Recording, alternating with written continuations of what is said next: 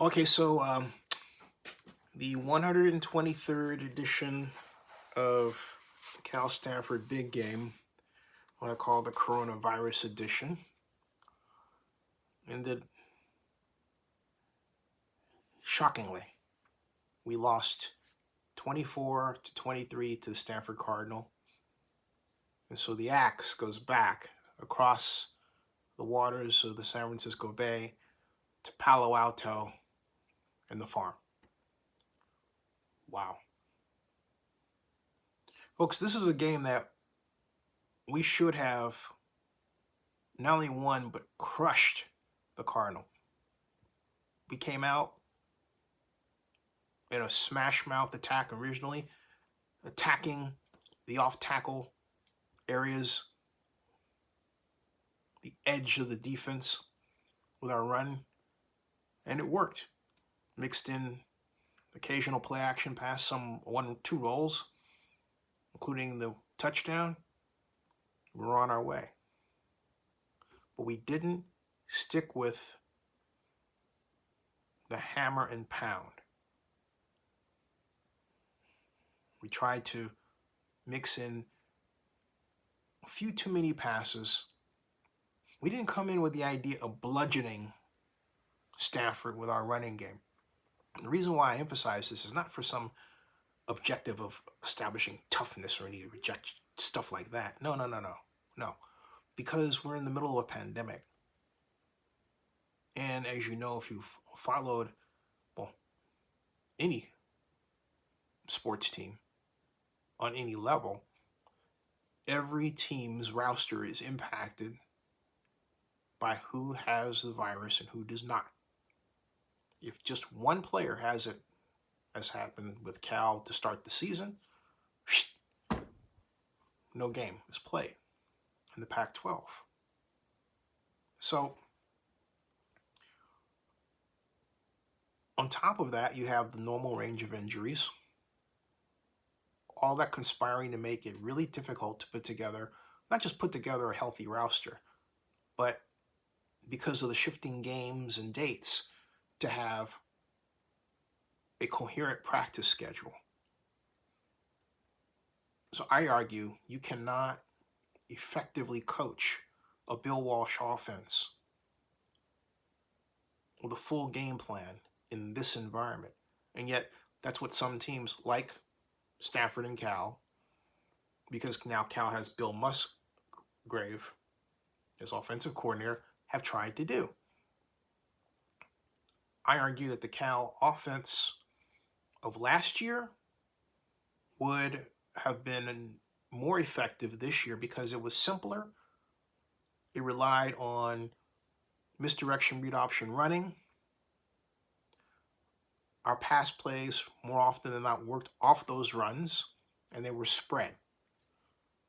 So Cal could really catch an opponent, a defensive opponent, napping with a bad matchup. Because what these simpler plays, the simpler concept does, is it asks you to focus on stopping one particular running play. But the type of defense required to do so means that if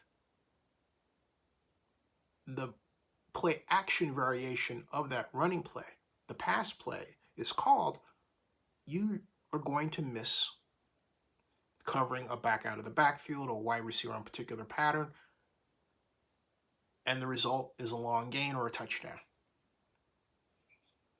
That's less likely to happen when you have an expected pass and you're not asking the defense to honor your run out of a particular formation. That's why offenses like the wishbone over so many years have been effective, because you play to stop the dive and the pitch, but in setting up your defense to stop the dive and the pitch and bring your safeties close, guess what? You let your split end get by, or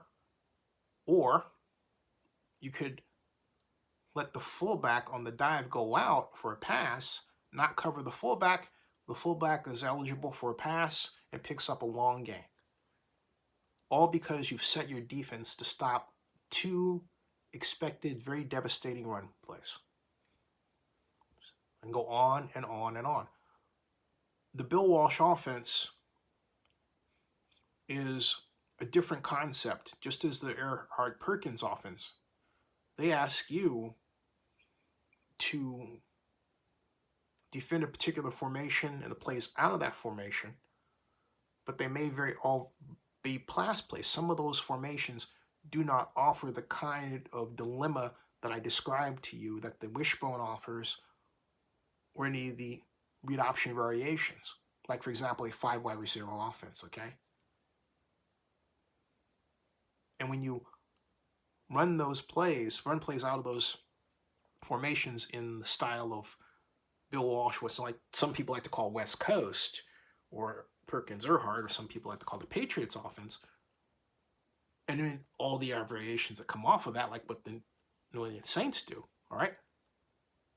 You are running plays that require more practice time because they call for precision passing in many cases.